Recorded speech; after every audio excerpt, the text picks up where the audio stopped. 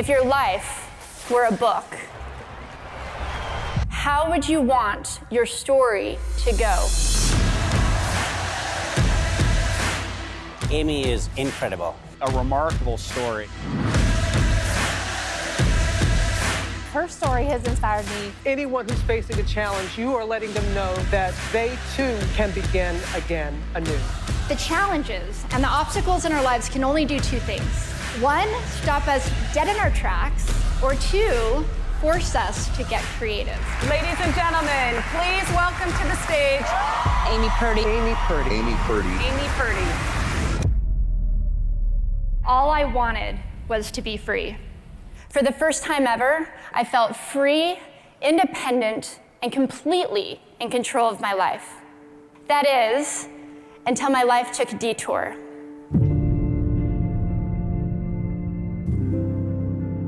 The day began just like any other day. I woke up feeling great as usual, but this day was different. I was so weak. Something was really, really wrong. And I realized that I couldn't feel my feet. I was diagnosed with something called meningococcal meningitis. Due to this little microscopic bacteria, over the course of 2.5 months, I ended up losing my spleen, I lost my kidney function, I lost the hearing in my left ear, and due to the septic shock that my body went into, I ended up losing both of my legs below the knees. And I thought the worst was over. That is, until I saw my new legs for the very first time. And I thought to myself, there is no way that those are going to be my legs for the rest of my life. And how was I going to snowboard again? Little did I know at that time that my biggest loss, my legs, would eventually become one of my biggest assets. I called every prosthetic manufacturer across the world to see if they made feet for snowboarding, and they all said the same thing. They said no. And so I decided to make a pair of feet myself. That day, I went home. I ended up doing a year of research. My leg maker and we put random parts together, and we made a pair of feet that I could snowboard in. We turned the ankle backwards. I added a bunch of wood to the heels, and believe it or not, these feet actually worked. These feet are currently on display at the Smithsonian in a trailblazing display.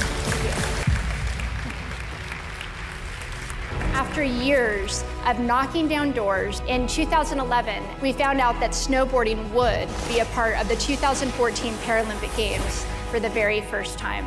I seized the moment, and I made it my goal to make the first ever US Paralympic snowboard team.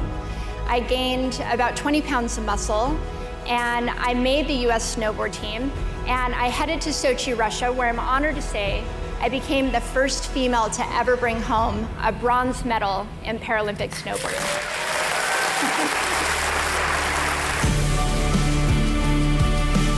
Please welcome Amy Purdy. Amy, come on out. Paralympian Amy Purdy, a Wonder Woman, and she is. You got a bronze medal at the Olympics. You got a gold medal in the cha-cha-cha.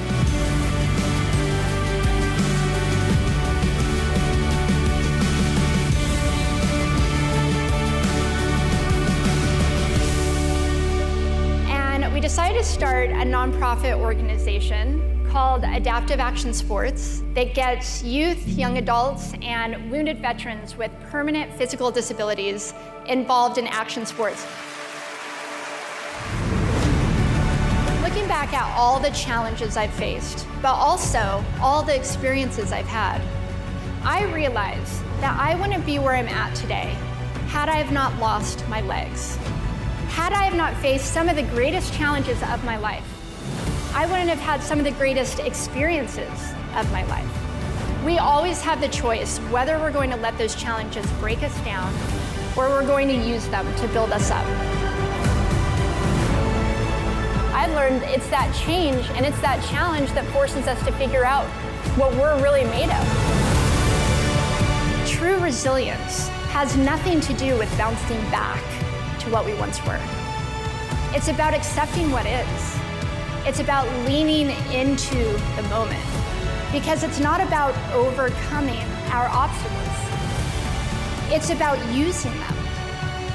It's about pushing off of them and seeing what amazing places they might bring us.